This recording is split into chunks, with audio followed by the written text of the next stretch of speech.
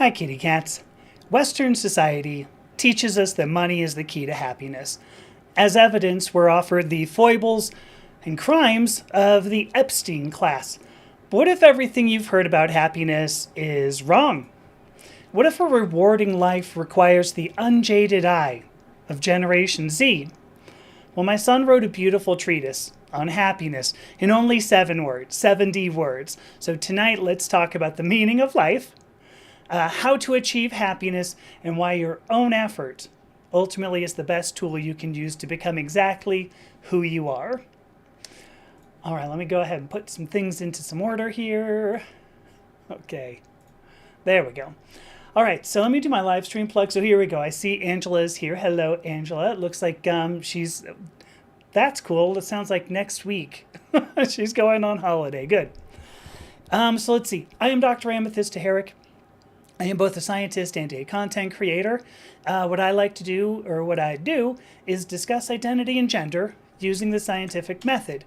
Now, you can find out much more about me and all the work that I do when you look at the website down below. Oh my goodness, this thing is doing something weird. That website there is purplepawclan.com.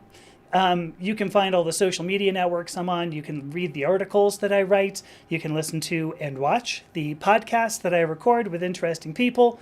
There's a page there, so you can join our Discord server and be part of the solution by being part of the discussion. And finally, of course, you can check out the hypnotherapy work that I do to help people work through issues with identity and gender. Now, if you'd like to support my work, and I really have no reason to believe you would not, you can get a subscription on my website for as little as $5 a month. You can also just sign up for my free newsletter, which I actually just published today because it's the full moon. It usually publishes about every 2 weeks. And then if you follow me on social media, if you do all the likes and all the shares, that would be so great. That's amazing support. Thank you so much. And finally, I will publish other people's work on my website, which, as you saw, was purplepawclan.com. If you would like to contribute original work on identity and gender, please email me using that there contact page that you'll see. It's purplepawclan.com. So first of all, let me see. So now I've got Charlotte. Hello, Charlotte. I see that you're here. Thank you so much. And it looks like, oh my gosh, Charlotte sent a gift membership. Thank you so much, too. Looks like Femios.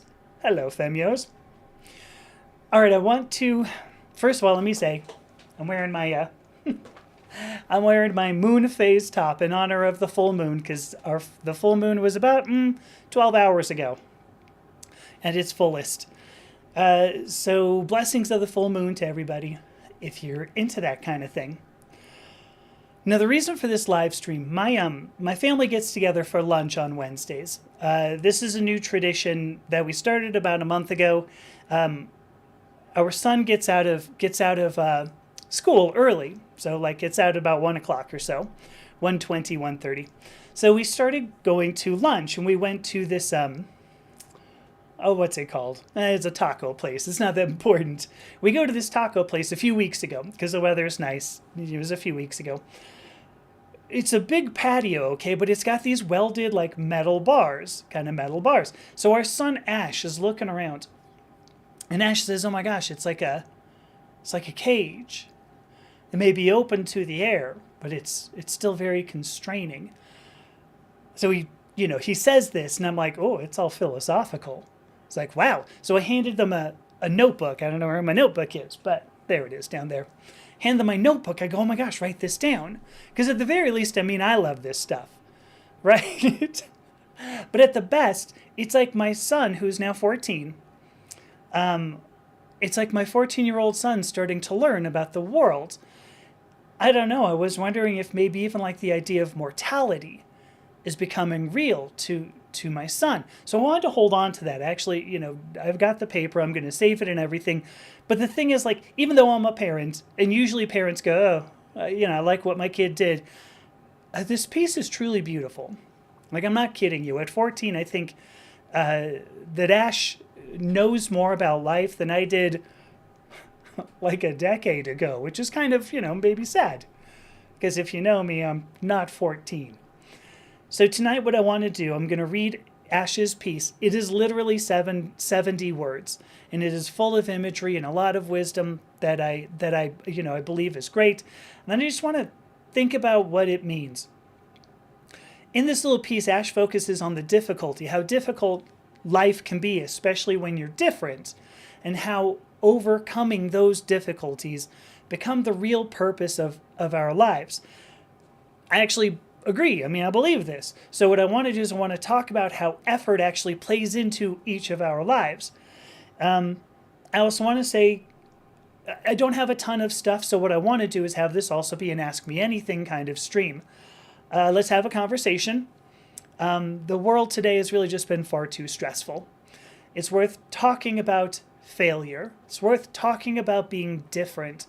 It's worth talking about why some people are happy and some people are clearly not. So that's what we're going to do today. Let me see what I got. I really need to move some stuff. Whoa, that's broken. That's definitely broken. I have a funky thing going on with one of the streaming windows. Oh, here we go. Is this popping out right? Oh my gosh. I don't even know. Oh well, whatever. I'm looking at something and it's doing something funky, so I'm actually just probably going to let it go. Yeah, it's time to let it go. All right, here's the thing. Let me read this piece here. Here it is. All right, are you ready for this? Here's wisdom from my kid. No joke, at 14 years old. I managed to miss that up. All right, here we go. This is how it goes. Happiness is found, not bought. Life is a maze and has true happiness at the end. There are shortcuts, but you still have to walk the halls of failure. At the end also stand the others who withstood the terror of being different. The countless ditches and pitfalls on the way are a small amount to pay compared to the joy you get at the end of the long walk. That's from my 14-year-old kid. Oh, that was pretty good. Let's start with something simple. Ooh, let me put on some lip balm stuff here. So Ash brings up that there are shortcuts. But ultimately, you have to walk the halls of failure, as they put it. So what are these shortcuts? What are the halls of failure? The shortcuts ultimately are social norms. Right? We can accept every single social norm that an environment throws at us. It certainly makes it easy to survive. Right? If you fulfill all the social norms, almost nobody's going to point at you and go, "You're wrong. What's wrong with you?"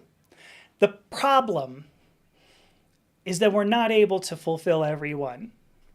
We just can't.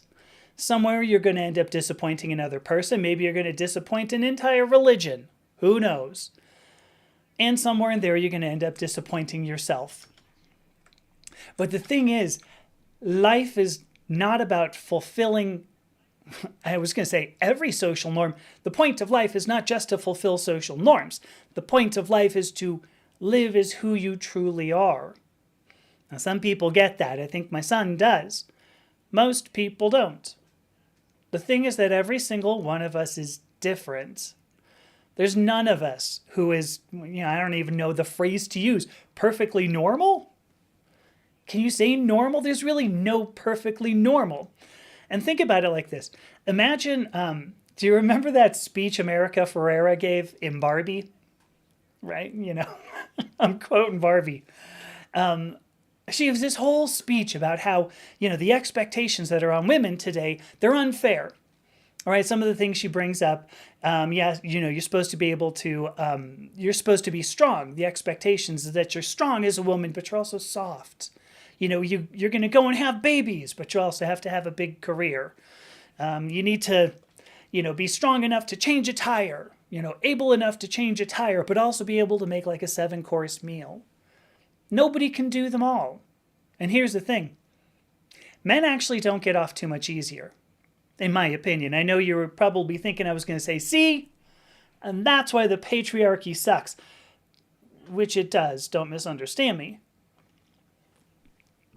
But for more reasons than just that. Because I don't think men get off too much more easily. Because if you look at men in industry, if you've had to work with men in industry, you will see that men are supposed to be dominant. They're supposed to go in and break some heads, but they also have to have soft skills, right? If they're going to get ahead in industry at all. You expect them to be a good leader, a visionary, but then they also have to be a good father, be able to hold on to their kids and everything. They have to be able to rise to the top of their field, but then they also have to be down to earth. Otherwise, they're not going to find anybody willing to talk to them, right? The thing is that our stories about life, these are the social norms, our stories about life are conflicting. And that's the only way to put it. It's really no wonder when it comes down to it why there are men who choose toxic masculinity. Choose toxic masculinity, because that's behavior, right? You don't have to be a dick. Some people choose toxic masculinity. They go, I'd rather be perceived as a dick so that I don't have to play society's games. I mean, and likewise, it's no wonder that some women will lean into other extremes. Some women lean into that whole trad wife thing, right? The traditional wife. I'm going to sit at home in my A-line dress with my hair coiffed perfectly. Coiffed. Did you like that? Baking cookies until my husband comes home, and then I can give him his slippers and a snifter of brandy with his pipe. Well, there's no wonder. Maybe the trad wives, or maybe they go to the other extreme, the radical feminist, is just shaving her head and walking around, saying, men are pigs and men can't be pigs, those who are doing the toxic masculinity. Again, neither of these two women may make a lot of friends, if only because, the trad wife, I don't believe, is actually allowed to leave her house. I think that's part of being a trad wife. But at least you're playing by a smaller set of rules. And that's kind of the point. Here's a neat thing from Charlotte. Charlotte says she doesn't wish to be changing any tires. Knowing how to is enough. I mean, good point. I suppose we don't actually have to change the tires. But you can at least watch somebody and go, I don't think I would do that. I would, you should really, if you loosen them before you pump, okay, never mind. No, that's fine. No, because you're toxically masculine. Right? That's the way that works. The point of this thing, how's Prince put it? The point of this thing here we call life, however that goes, none of us ultimately is able to fulfill every social norm. We're each of us different. And that's good. And that's where this wisdom, this piece that my kid wrote, starts to become a lot more clear. If we think about the terror of being different, you have people, they come up with these social norms, and some of them are religious, some of them are social, but we come up with these social norms. And there was one actually, I had a conversation with a friend of mine recently who said, who talked about basically men wearing skirts. I mean, it's a bit longer to get into. It's not that big of a deal. And I got to the end of here's what identity is and social norms and all the things. And ultimately I came to a point that I said, there was no objective reason why a particular piece of clothing has to go on a particular physical structure. There's no reason. I mean, an objective reason. Sure, you can have some religious person who goes, well, I don't like that. You can have some politician who goes, ooh, yeah, I'm going to make sure people vote against that. But there is no real reason. There's no rational, objective, serious reason why I can't just wear a skirt. Any, person who identifies as a man right now, which I don't, but some man out there, if a man goes, you know what, that's a beautiful fucking skirt. Look at that. It's got, what does it have? Flowers on it or something. Right, because men don't know. Is that a flower? What is that? Sea anemone? What the hell is it? I don't know. There's no objective reason. And that is terrifying. When you're different, when you go, I want to do something different from what everybody else wants to do, it's terrifying. That is the terror of being different. This is the thing my kid was talking about. So it goes on. Let me pull the thing back up. Oh, the long walk. Okay. So this piece goes on to talk about the long walk. I thought a lot about what that long walk might be, right? Life ultimately is not easy. I was just saying, when you have social norms and somebody goes, I don't like you because of it, it's a very long walk to the end of your life. The thing is that it's a walk because you're going to have to make effort. You're going to have to put forth some effort. Ash brought up the idea of ditches, getting out of ditches, avoiding pitfalls. That takes effort. If you want to be happy, ultimately, you're going to expend effort. That's all there is to it. And the sad thing when everybody goes, oh God, effort. Right? Effort is hard.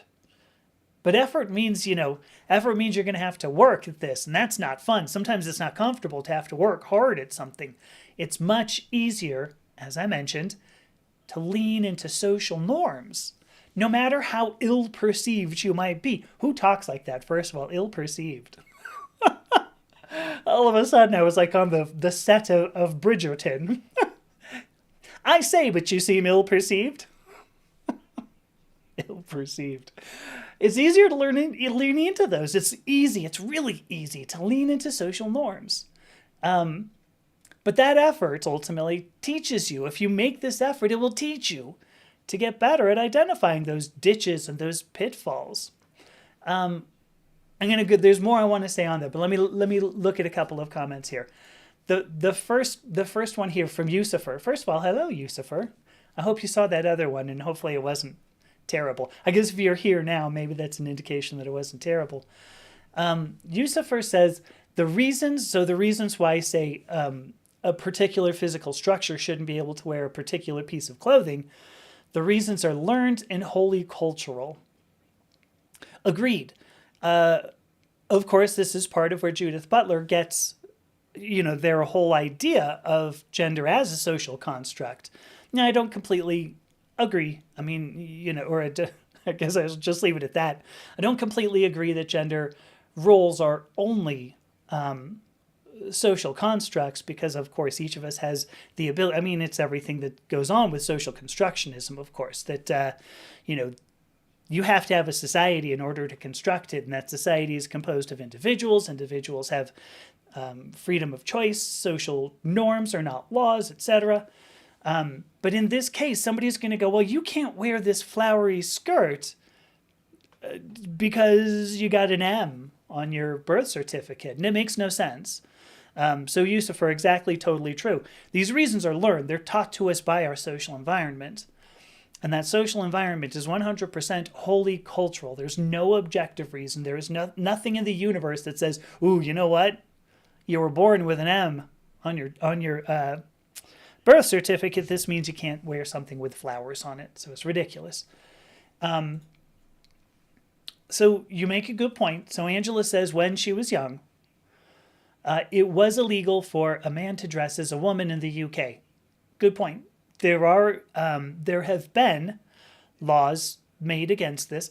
All of these laws are relatively recent. I did a podcast with a guy, Redfern John Barrett, I believe is their name. It was Redfern Barrett. Did a doctoral dissertation on when queer became bad. And ended up figuring out, somewhere around little pre-Victorian or so, by the Victorian period, people were like, ooh, that's bad. We're not supposed to do that. And in their research, the best thing they came up with was that as people started to move into cities during the beginning of the Industrial Revolution, these public baths the Romans had brought with them, right? Romans were in Britain for the longest time. These public baths, and the Romans, of course, were obviously very open to homosexual activity. So these public baths, there was a matter of hygiene. How can everybody get clean at once, I guess, anyway? Oh boy, I don't know what's showing up here, but something's coming up. So there was, so ultimately some of these laws started being made. Now in the UK, I mean, that was not something, if you look at like 4 years ago, 4 years ago, 400, 500 years ago, you're not looking at that. So anyway, there you go. So thank you, Angela. Very true. I know that those have been at least repealed. So, run with it, I suppose. But those laws were created by people who learned these things. They went, well, we can't have that. We really can't have that. So, hey, look at this. Here's another thing from Yusufer. So first of all, thank you, says Sub. Thank you so much, Yusufer. Yes, talking about Judith Butler. So Yusufer says they've been reading essays from Precarious Life before bed. Look at you. Huge fan of Judith Butler. I'm going to tell you, I've read Gender Trouble. That's it. I didn't even read the most recent one, Who's Afraid of Gender. I struggle with some of Judith Butler's work. Of course, they're a philosopher, and so have the tendency at times, I guess, to get a bit, bogged down in wording. Much like I feel I'm doing right this second, which is kind of funny. But I think their work is very important. It is interesting, though, because one of the things Butler says, and I'm going off on a total tangent, but one of the things Butler says is that we have no way of perceiving really our physical self. They put it as we have no way of perceiving our sex. And, I do disagree on that. Where was I going to go with that? Yeah, I don't know. It was going to be a good point. We can't perceive... Oh, that was the whole thing. The idea that we can't perceive sort of our physical being, that we can't figure out exactly, how we fit into more of like a world other than as part of a social environment, strikes me as a bit... well, I kind of, I think it goes against a lot of the transgender experience. Now, understandably, this book was written 25 years ago now, so, I mean, there's been a whole lot more that's come out around it, but, there's one of the things. So, okay, I want to go back to, so the idea of do an effort. With effort, I had mentioned, so it's easy to lean into these social norms, no matter how ill-perceived you might become.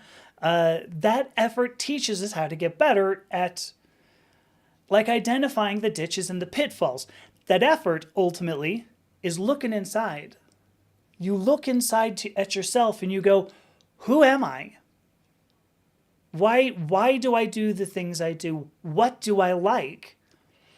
That question, believe it or not, is super scary. What do I like? What do I do? What is really the way that I act? Who am I really? That's really frightening, because you might find that you're not living up to what you at least think is your potential. You might find you have a lot of work to do, much more work than you thought you would have. If you want to live up to your potential, however you want to put that. You also might find that you're a very different person than you have pretended to be. And this is 100% the transgender experience. You look inside and you go, oh, wow, I really can't fulfill all of these social norms. That's going to be difficult for me. Very, very difficult. So you might find that you are a different person than the person you've pretended to be. And I'm going to say pretended to be, but really what that is that you've accepted other people's expectations.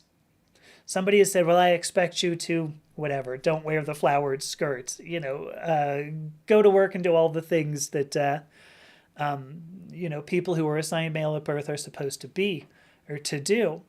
You might find you're a very different person. And here's the crazy, crazy thing. That right there, that is the meaning of life. We do all have to walk this long walk. We have to figure out who we are. That's not given. That's not the kind of thing that you wake up and you go, oh, well, of course I know what I'm going to do. No, all of us have to figure out who we are. And what that means is actually looking at the social norms, not necessarily accepting them, but looking at them and figuring out what social norms fit us and what social norms don't. Of course, as a transgender woman myself, most social norms don't fit me. I mean, I've just come to that conclusion. Okay, I'm not going to have social norms that fit me very well. But here's the crazy thing. I mentioned that as a transgender woman, but whatever you are, however you identify, whether you identify as a man, as a woman, however you identify, whoever you are, most social norms don't fit you, because that's the way it works. Social norms ultimately, and actually, here you go. This is a great. Oh, hey, Margie, heading back home. That's good. I'm going to pop this up from Yusufer again. So Yusufer brings up that lots of the big political philosophers are pretty verbose. Well, yes. I mean, Butler also was writing for an academic crowd there, right? Who's afraid of gender? They're at least trying to go, you know what? There's more people in the world than academics. This is kind of a funny bit. I'll get right back to you, I swear. I'm reading a book now by somebody named Carol Dweck. So it's a social psychologist. This book is called Mindset, which has been fascinating, or at least the first 50 pages have been interesting. But here was the thing. I started reading this and I'm like, oh, this is going to be so good. And then I had about 35 pages of like anecdotes. So she goes, here's a really big point. And I went, cool. And I wrote that down in my notebook. I had like a page and a half of notes, 2 pages of notes, whatever. And then I had like 30 pages of anecdotes. And, I got through the first anecdote and I went, yep, wow, that totally explained it. And then I got to the next set of anecdotes and I went, yep, still explains it. Third set of anecdotes, fourth, fifth. So, we went about 30 pages. It was great to see that clarification. And at the same time, I got it. So anyway, yes, very true. Many of almost any academic is going to be verbose and sometimes a bit bloviating, right? There we go. Although I think there are plenty of people who would go, well, yeah, I think that's you too, bloviating. Because I think of myself as an academic, so. All right, so anyway, Yusufer goes on to say they've mostly just read Precarious Life. Well, there you go, Because, oh gosh, I got to tell you, what does Matt Capstone mean? Help me out on that. I'm sorry. So MAT Capstone. MAT. So anyway, 20th Century Anti-War Lit. There you go. That's pretty cool. You seem fascinating. Anyway, I'm gonna put that down. Here's another interesting bit. So now Angela does bring up, right, during Stonewall, the trans women had to wear at least one item of masculine clothing, or they were arrested. I remember that, right? Where you had to somebody would throw something, you put anything on to go, oh, no, I'm mostly kind of masculine. I'm curious. Wow, Bo. First of all, hi, Bo. Oh, and hey, Shakespeare.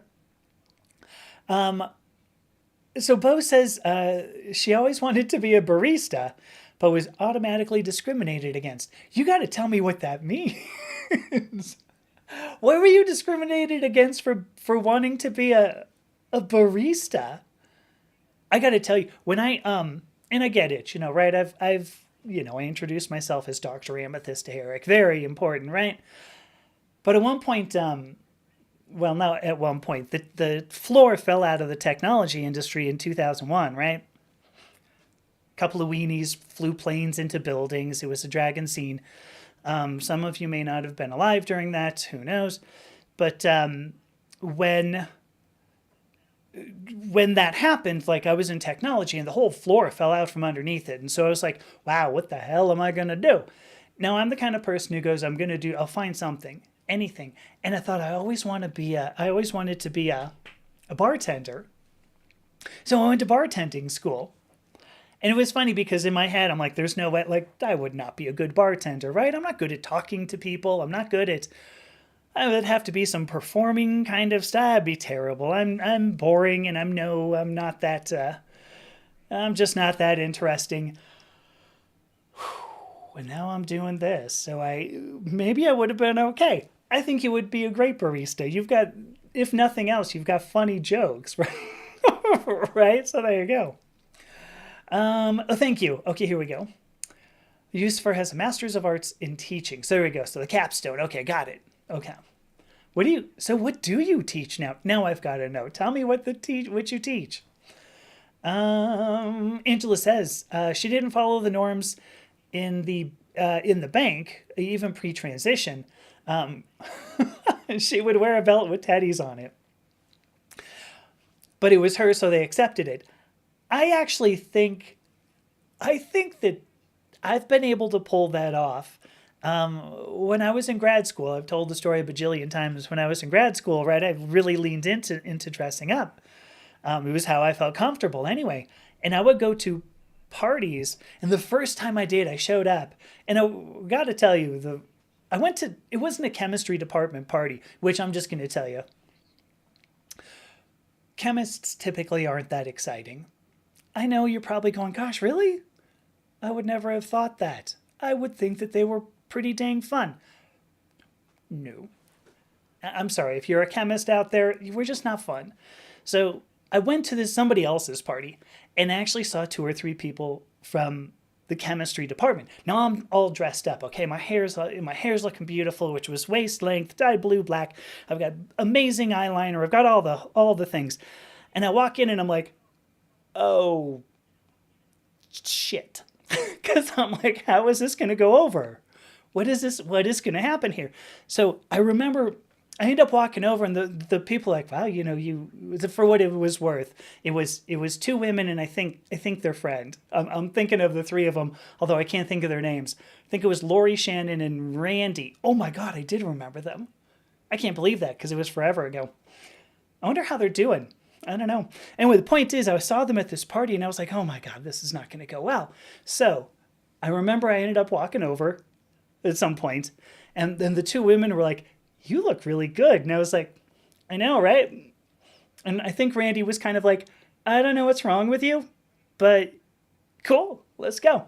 So then I was just like, well, I'll lean into this, the whole thing. Who the hell cares? So it was similar. I tell this story because Angela says it was her and they just kind of accepted what the hell, just, well, it's Angela, sure. Angela's one of those weird ones, right? It was kind of the same thing with me. Although, for what it's worth, nobody said, oh, she must be transgender. What they said was, she's from California. From LA. They do things different there. Sometimes they wear black velvet pencil skirts in LA. Yeah, it's just the way it works in LA. Which, by the way, is true. But typically not the men. So anyway, thank you, Angela. Where was I going with this? Here's the thing.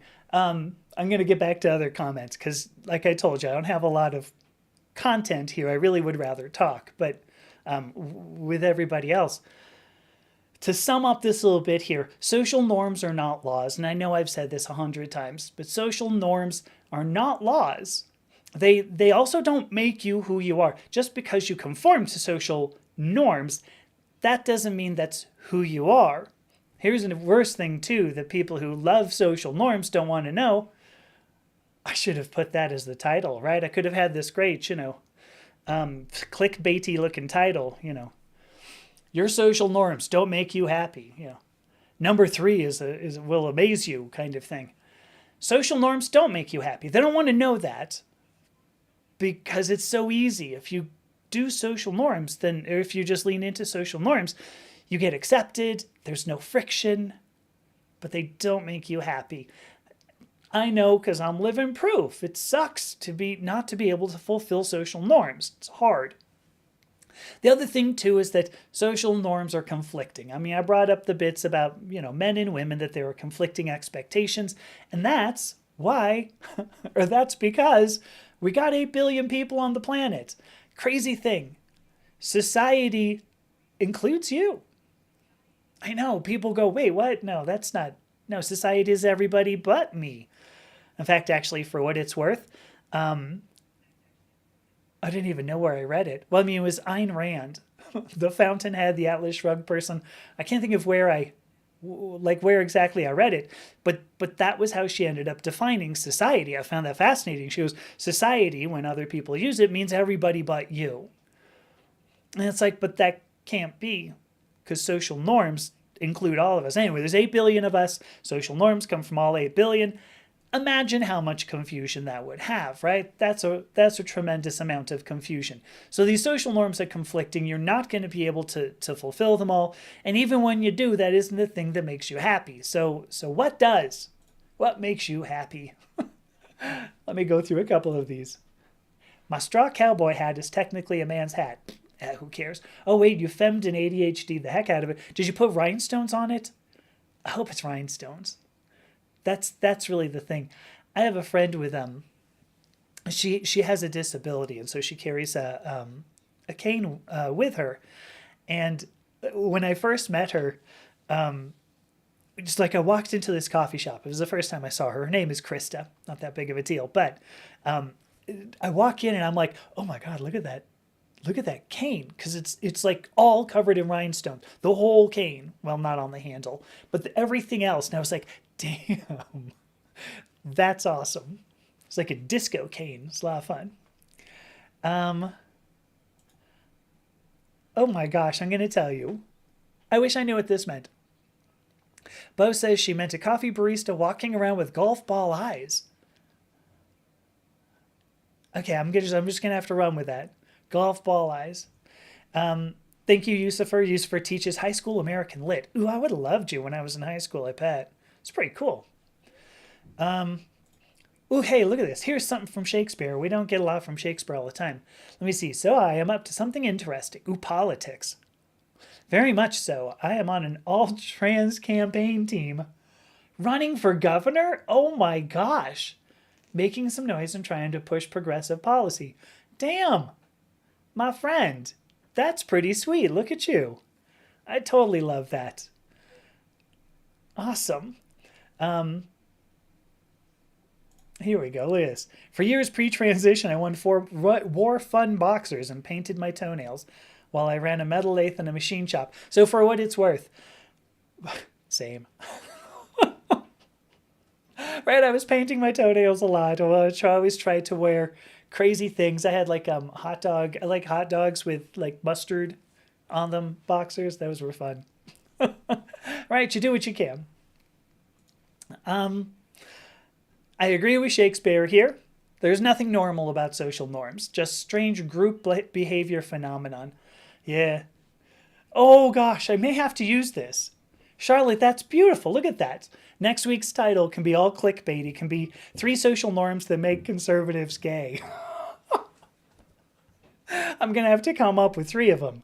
But I don't know. Help me out. Put some in the comments or something. Let me see. Oh my gosh. Is that for real? Look at this. Shakespeare says they have a fire cane. And I thought that was I thought you were being all JV. JV? I thought you were being all Gen Z and you were like, oh, my cane's totally fire. Which my kid says fire on everything. But it's really a fire cane. They're a fire circus performer. And it's so nice to have a mobility aid that can light on fire. Right? I mean, how many people out there would really be much happier, much happier, having a cane that they could light on fire when they needed to?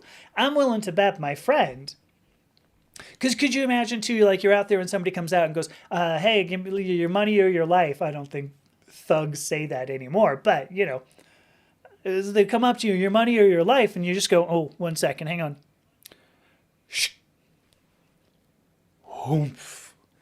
Right? You start waving this around, they'll be like, you know what, never mind. I thought I wanted your money, but here's the thing, you're much more dangerous than I am. I'm out of here, right? Be running home. Yeah. Wait, you had flowers? This is in your boxers? You put flowers and ribbons and a scarf headband in your boxers, or just when you were in the machine shop? Oh, see, this is so perfect. This is so perfect. So Liz, so Angela says, so when she was so the older she was, the more social norms she broke.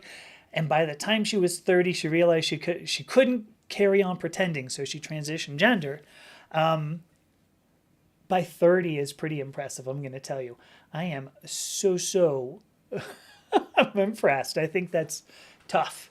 I think that's pretty tough because I don't know. I wasn't able to do that. Oh, hey, how about that? Matt's here. I'm sorry, Matt. I don't. The thing's not my chat thing's not working very well, and whatever. It's not working very well. So thank you so much for the gifts there. I love this too. Here's Amber. I cannot pop it up. I wish I could. But here's a comment from Amber that says, I'd rather have a billionaire to light on fire. Gonna have to go with you on that, sister. I mean, how amazing. I think it would be great. Oh, could you imagine that too? Because a thug comes up and goes, okay, your money or your life. And you go, oh, hang on, I got a billionaire. You just put him out in front. Just go, here you go. You could ask that guy for his money or his life. Well, 1 sec.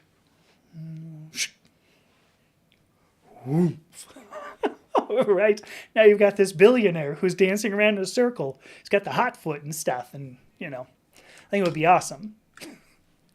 Bit off topic there. Sorry. And now I get you, Bo. Thank you so much. So Bo says no need for mascara if you just had 1,800 milligrams of caffeine. When I taught at a university, right? I mean, that's what I was doing for a while. I was teaching chemistry at a university. I had a lab that I inherited. I mean, there was a bunch of junk in it that I had, some of which I cleaned out. But in said lab was this huge, I mean, it was, I don't know, probably 2 kilos. I don't even know. It was this huge bottle of research grade caffeine, just caffeine. Okay. And this was actually used because, there was an experiment where you could do liquid chromatography with caffeine. It's not really that important, nor is it that interesting, but you would, there were a lot of students who saw that and went, can I just grab a spoonful of that? And I'd be like, well, if you don't want to make it through the day, sure. Because, 1,800 milligrams is quite a bit of caffeine there. So, Mark Fire. Amber has now called, so here we go. We can have Mark Fireberg. I think that's perfect. So here we go. Matt says number 1, they're obsessed with anyone who might have a penis. The thing is, that's 8 billion people, right? Why, they crash Grindr all the time. I imagine. I got to imagine. So you go, if you're all conservative and you go, I'm going to jump on Grindr. I mean, are you getting a joke, fun, some sort of a blast out of this? What are you doing that? And then something jacked up trucks. I know it's flowers on your hat. I didn't figure it was flowers in your boxer shorts, but wouldn't that have been awesome? I think. All right, I got one more little bit here. One more little bit I was going to read from my kid.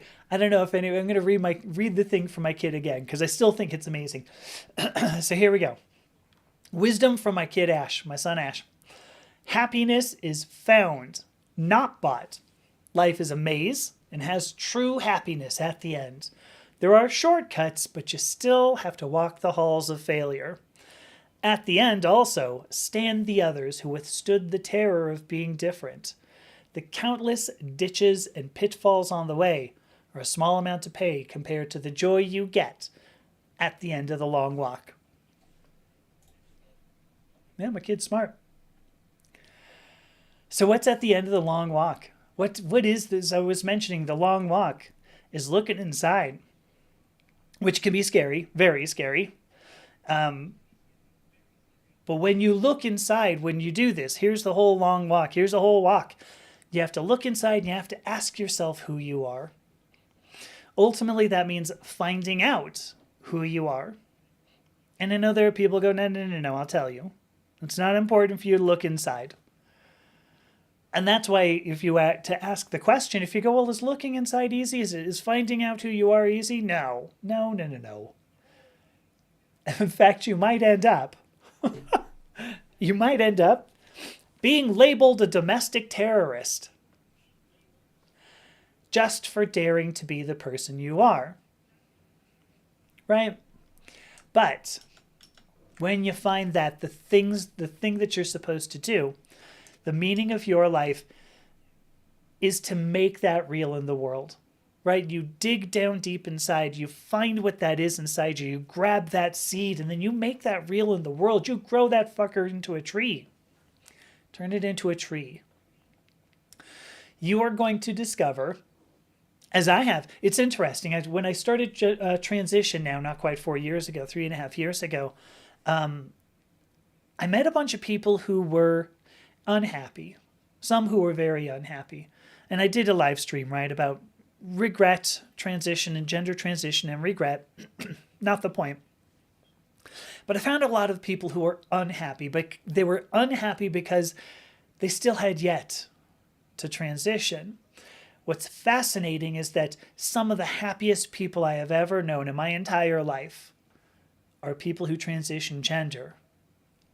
I think you'll find that the happiest people in the world are those who don't believe that there are any rules of human society. No rules.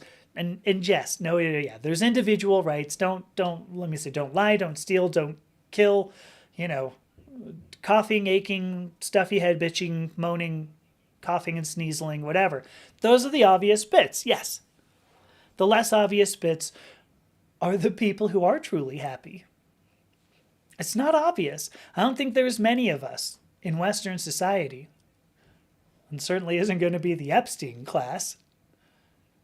Right? They've already decided there are no individual rights. They're allowed to lie, steal, kill.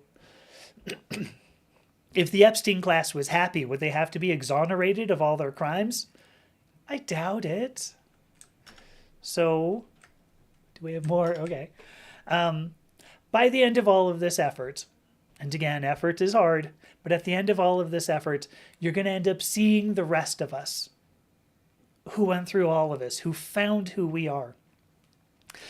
And one of the big major pushes of all the work that I have done is to say that being who you are is what makes you happy.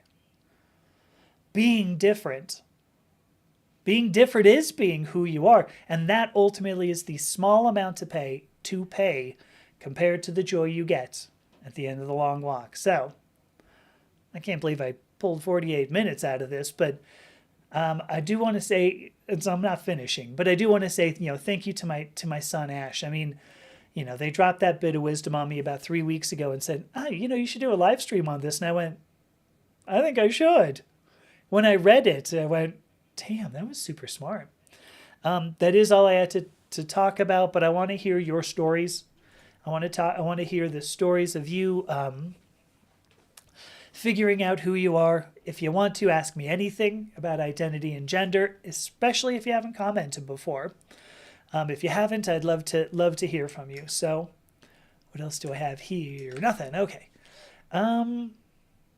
Shakespeare, is this the name of the what would you call it? A coalition or a something? Anyway, Sexy Politics. They did join the Safer Sex Spaces Coalition.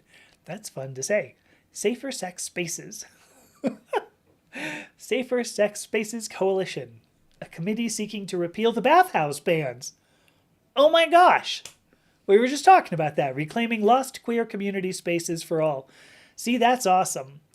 Shakespeare, I'm going to tell you, I think the podcast is called Lost Spaces, if I remember correctly. The host is named Kay Anderson, who is an amazing person. Love the guy. We haven't spoken in probably 8 or 10 months, but love the guy. Maybe it was a little less. Love the guy.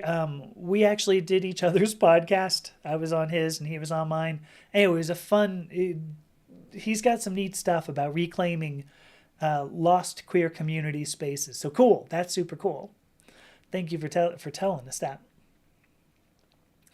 This is interesting. So pre-transition, Angela says she had nails that were 1 inch plus long. A builder there working there commented about it, but a senior manager defended me. So here we go. Crazy, crazy thing.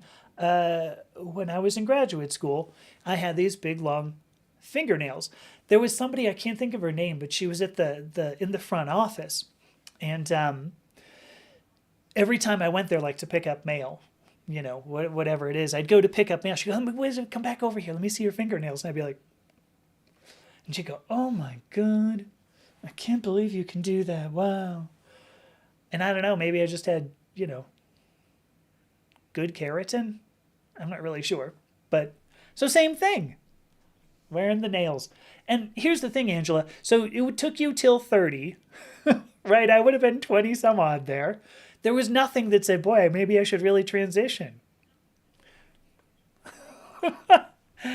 All right, Shakespeare says, the whole journey can be so much. Yeah, finding happiness and joy after 2 decades of fear inside the closet. A great privilege in life is to be able to be yourself. I agree it is a privilege. I agree it is a privilege because there are social environments that are not accepting. I believe it is absolutely our moral obligation. If I was joking about Ayn Rand earlier, that's 100% a Ayn Rand sounding bit there, but I believe our highest moral obligation as humans is to look inside and is to make that real. And so the reason why I still do these kinds of things is because I want to see the people who go, well, I've decided I'm not going to be accepting of you. I'd love to see those people just gone. That the idea of saying I'm not going to accept somebody is just not a thing. That acceptance is the norm. That is the social norm. The social norm is to go, what do you got there? Fine. That the social norm is not to diminish other people, not to hate other people. Got to figure that out. That's why I do what I do. So thank you so much on that, Shakespeare. I'm good. I mean, true. The amount of insults and bottles thrown at you while you're walking down the street just makes you stronger. There was one time when I was in graduate school. So I'm in Georgia, right? I mean, and it was Athens, Georgia, so a college town, but still Georgia, in the 1990s. And I remember at one point I'm walking down the street. Now, at the time, I remember I was wearing, because I used to have this bondage belt. So it was like this big, thick black leather thing with, rings and stuff. Things like you do, okay? Everybody, you've all seen them. I don't have to seem sheepish about it, right? Anyway, so I'm wearing this bondage belt, black jeans, probably my motorcycle boots, okay? Almost certainly my black leather jacket, and of course I had the hair. So anyway, I'm walking down the street. I can still think of the street too, although I don't know what it was called. Anyway, I'm walking down the street and this truck, big old truck, right? Big ass truck. It's what I call a BAT, B-A-T, big ass truck. Comes driving toward me and somebody leans out the window and goes, and I turned around and I said, oh, I'm a guy. And the guy goes, oh, well then you must be gay. And I said, wait, I wasn't the one who whistled at you. All of a sudden, the person piles on the brakes and I went, oh fuck, and just turned and ran. They did not throw bottles at me, because I didn't give them the time to do it. And I think that's about it. There was not much more. Otherwise, the bottles would have been thrown, I'm sure. Would it have made me stronger? I doubt it. It might have given me some scars, but that's about it. There you go.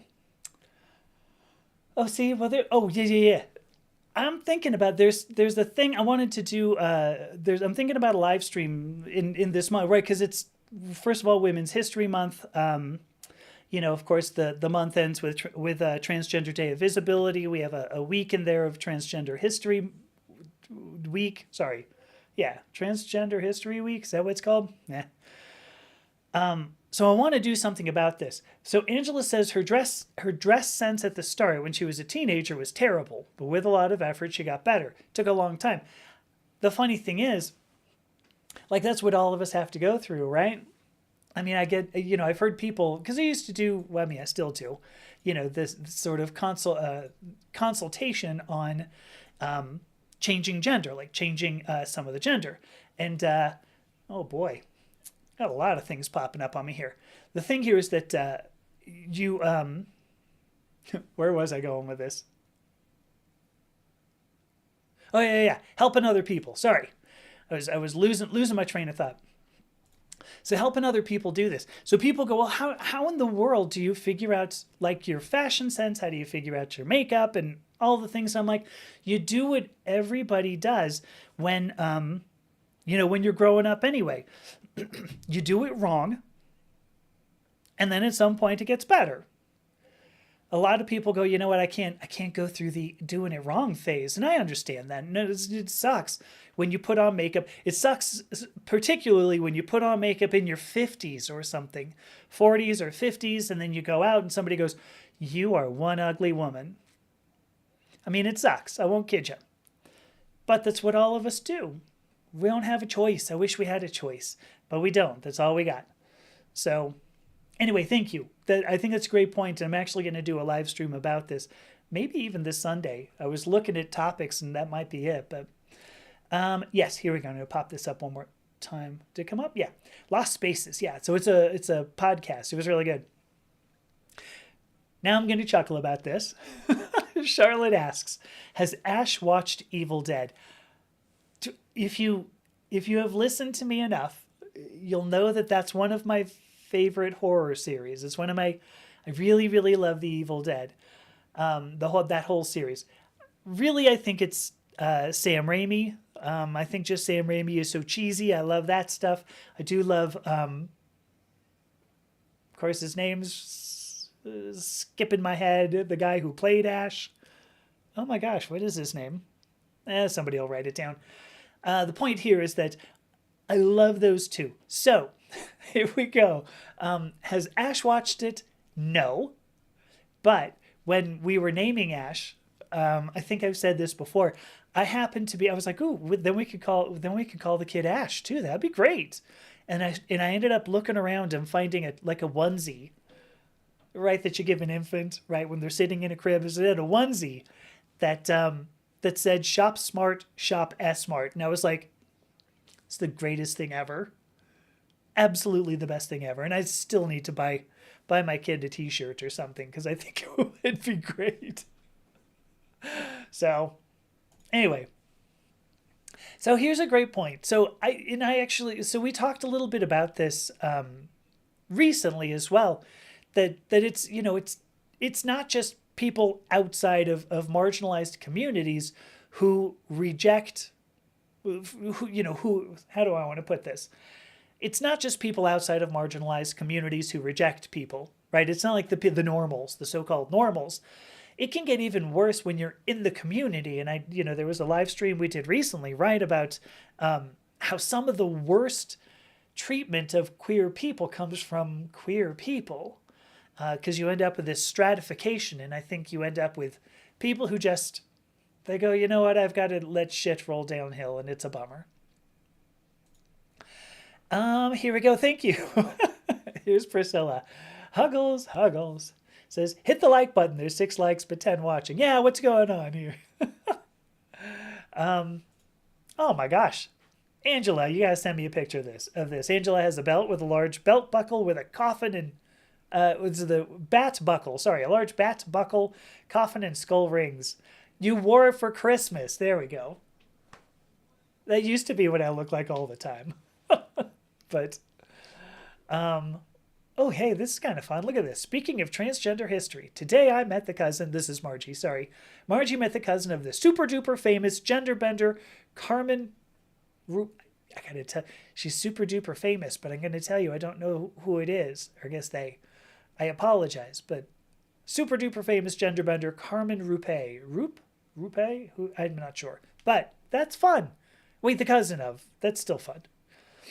Carmen's cousin told Margie she's beautiful. I don't know if there's too much better than that, right? This is totally, so here we go. If you want them, this is true. Hot Topic has plus sizes online. Usually not in store. just so as you know. But has plus sizes online. I do have two really super cute, three? No, just two.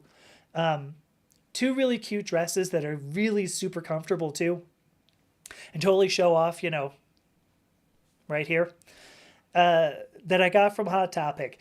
And it's funny, people go, "Oh my God, what a beautiful dress you're wearing," and I'm like, "Yeah, Hot Topic," and they're like, "Did you say you shopped at Hot Topic?" And I'm like, "Yes, I'm 50 something. Yes, shopped at Hot Topic." But anyway, the other thing, Torrid is the sister store. I have quite a bit of stuff from Torrid. In fact, the bra I'm wearing is from Torrid, so there you go. I don't know, nothing else I am, but there you go. Oh gosh, I see somebody who just joined on a different streaming platform there. This person challenged me to a trivia. I don't know if you're still here, my friend C Welch. I don't know how you pronounce the rest of that, but this person challenged me to a trivia contest. If you're in the Discord server, which you should be, right? You can go to purplepawclan/discord or .com/discord. If you're in the Discord server, you'll know that we had a bit of a conversation about this. But he wants to have a trivia contest with me, and the loser, let's just say, gets consequences.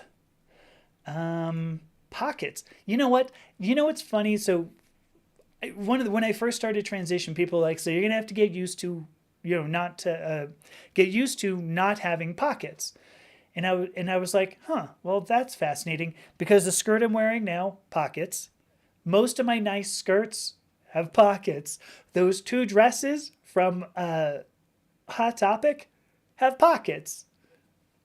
I don't know. Maybe I just got super duper lucky. I'm not really sure what it is, but there you go. So, but here you go. So then Priscilla says, yeah, most clothes that say skater style has pockets. Yeah. I mean, I think there's a lot of goth stuff that has pockets too. Because where else are you going to put, where else are you going to hold your clove cigarettes? Right? I mean, if you're not going to have a pocket, or of course, like the little vial of blood that you're carrying around just in case. So anyway, and here we go. Bruce Campbell, that's his name. Thank you. I also loved him in Xena. Oh, he was one of my favorite recurring characters in Xena. I mean, I just loved Xena in general, but there we go. Oh my gosh. So Bo had not learned about Bruce Campbell until Burn Notice. Wow. That's fun. Oh, here we go. I'm sorry. So Carmen is super duper famous in New Zealand. There you go.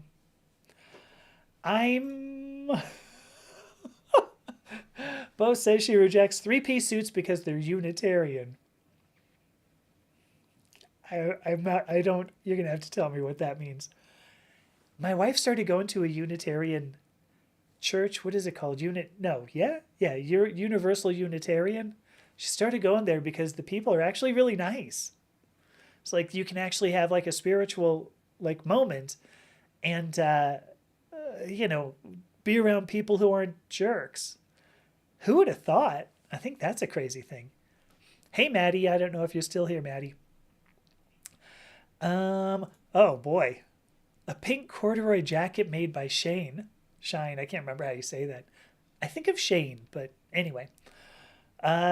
Pink corduroy. Wait a minute. I think I've seen a picture of that, Margie, actually. So, oh, Shakespeare, are you taking off? Okay, bye. Here we go. Here's Angela. Angela says the only way she could learn makeup was to go out dressed to London, UK, and get her makeup done at a cosmetic counter by the girls in the 80s. That was huge. I actually, when I was an undergrad, this is an interesting bit. When I was an undergrad, so I was not even really like leaning into femininity. I had some people across the hall from me who said, it's because my hair was longer, right? So one of them said, God, I'd love to French braid your hair. And I went, okay. I'm like, really? Get touched by a girl? I mean, it's just my hair, but that was fine. It's like, sure, do it. Let's do it. So she French braids my hair, and then she looks at me and she goes, you really could use some earrings. And I went, okay, I don't have, they're not pierced. This was, I was 19 or something. And she goes, no, no, no, no, I have clip on big red earrings. And I said, okay. And then she goes, and maybe we should do some eye makeup. Would you want a red lipstick? And I'm like, yes, yes, I would. So I actually learned a significant amount about makeup when I was like 18, 19, because this person would just put it on me. Sandy, that was her name, Sandy. I kind of had a thing for Sandy. Just super quickly, I kind of had a little thing for her.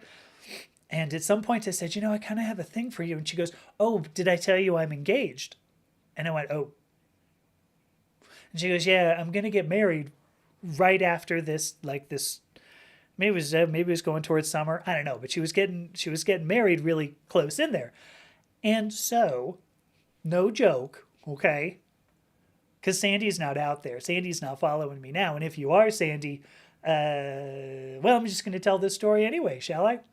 The point is that Sandy ends up saying, maybe I could have a little fling with you. And I was like, not if you're getting married. Believe it or not, I was the one who shut that down, if you can believe that. I don't know.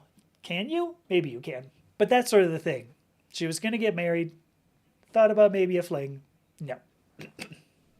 What am I still doing? Oh, here we go. Sorry. So there you go. Makeup. There you go. I think it's a good point. When you have no pockets, you do have to have a great handbag collection. Do you know, I just found I love those Kipling bags for some reason. I don't know what it is with Kipling. Maybe I should probably have tagged Kipling in this, but I love those Kipling bags, and I just found this great one. I don't even know what the model's called, but it has both little strappies on it, right? Little hand strappies, so shoulder bag strappy things, and like a shoulder strap. What I like about it is that I can get out of my car and I can just take the bag and put it on my arm as I'm trying to gather all my other junk as I'm getting out of the car.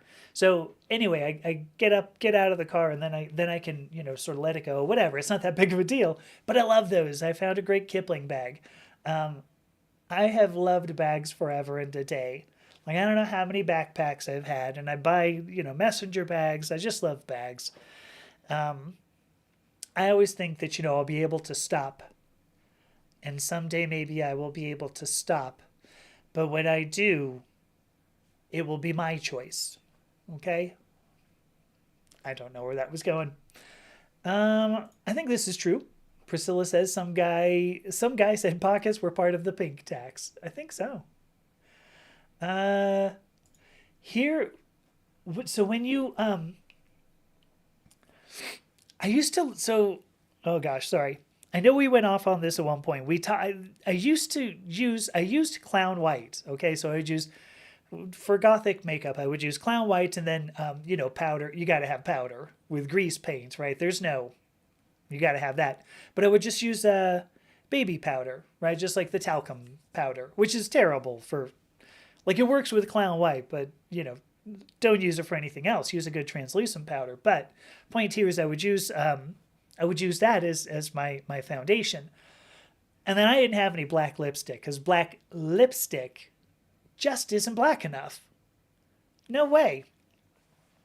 So I would use eyeliner, liquid eyeliner, because I love liquid eyeliner. Have always loved liquid eyeliner. I'm still wearing liquid eyeliner. People think I'm old enough to have been around when liquid eyeliner was a thing. Not really, but there you go. Anyway, the end. It's going nowhere. Oh, see, I knew it. So Margie did wear the pink corduroy jacket, right? I knew it. See, this might be even better. So Margie has a fabulous fossil purse, which she found on a tarp of free stuff on a lawn. Like, that's pretty good. I love that. I'm not sure if that's what she meant by fossil, Priscilla, just saying. What else do we have? So, okay, so truth here. So Angela says she couldn't stand clip-on earrings, so had both ears pierced when she was about 27, so pre-transition to working at the bank. I think that would have been about the same time I did it, for what it's worth. I had I had it done when I was 18, 20, maybe 20. And I don't even remember why I did. No, I do remember why I did. I went to Hollywood with somebody. Okay, this is a story.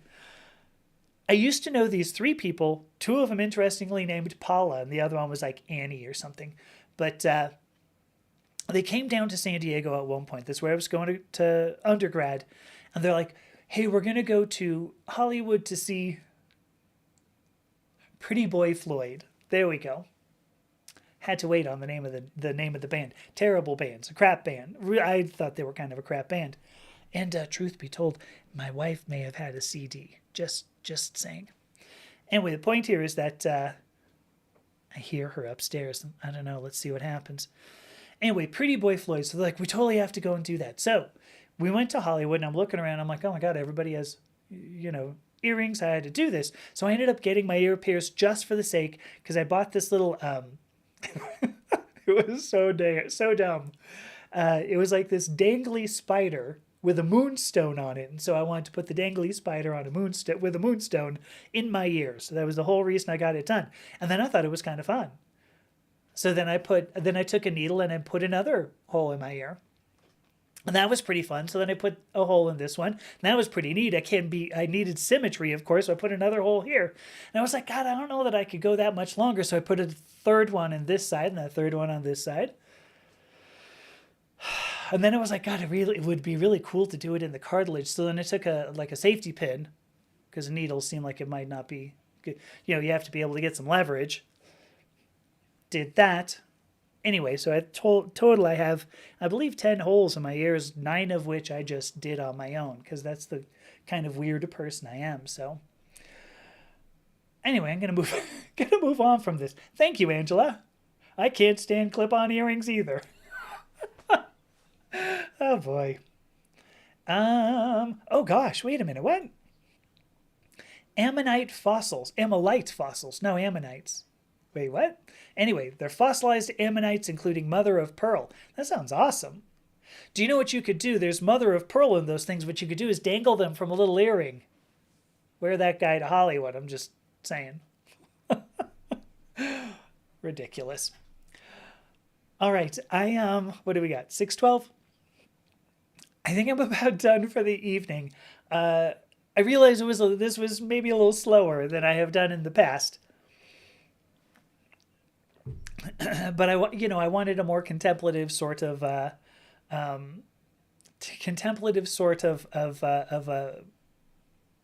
stream tonight, and I thought that was kind of fun. So I don't. I have a very high topological index with all my piercings. Yeah, I mean we could go further, because I did have 10 in my ears. I've had both sides of my nose done. I mean, obviously I got it done now, but I did it, I think, 3 times, both sides. A total of 3 times. Have had my tongue pierced 3 times, 4 times. I don't really remember. Both of my nipples. My birthday's coming up. Maybe you didn't know, but my birthday's coming up, and I'm considering going and getting my septum pierced. I don't know why I have to put my hand in front of my face. You know where the septum is, right? So thinking about doing that. But now I'm also starting to think about, I could maybe do a nipple again. I'm not sure. I don't know. Anyway, there you go. I think if you really wanted to do it, you could do an earring a foot across. Did you ever see the Jim Rose? What was it called? The Jim Rose Creepy Circus, the Jim Rose something circus. They had a guy named Mr. Lifto who would hook things to his piercings, and big things. Not foot across amylites, but like concrete blocks. And then Jim Rose would drill into his face, like you do. So anyway, here we go. I remember this when you had to go. See, I went to Claire's. I think I went to a Claire's to get my ear pierced the first time. And what's weird is it actually turned out pretty well. Like, I can't believe I can't believe it's true. But that going to Claire is actually the first one anyway. But that was it. So All right. Anyway, I think I'm all done. Thank you so much for showing up. I know this was not a big one. Hopefully, it was not totally boring, but I can clear that. Hopefully, it was not totally boring. I have a video planned for Friday, this coming Friday. Had a conversation with somebody about can you be born in the wrong body? And thinking about at least my whole theory of identity and gender and all the things, I ended up saying, no, I don't believe so. So I'm going to leave you with that hanging because maybe you're going to go, wait, what? You didn't believe that? Oh, I used that particular metaphor many times. But coming back to it now, I'm thinking about it now with the way that I think of identity and gender, I'm going to say no. So now you're going to have to wait. I'm shooting to have this thing out by on Friday. Got to write all the lyrics. Got to write all the script tomorrow and film it and everything. So all of that coming out. I'm going to have a Transgender Joy on Saturday, and then of course I will see you on Sunday for a live stream, and then it's going to be awesome because I have a neat idea. I was thinking about how do you learn how to do all the things. So thank you so much, everybody. Thank you for Matt. Thank you for the gifts, and Charlotte also. Thank you so much for gifting a membership. So I'm just going to pop this up. You can be born in the wrong body, but not the wrong body. There you go. All right. Thank you, everybody, and see you soon. Bye.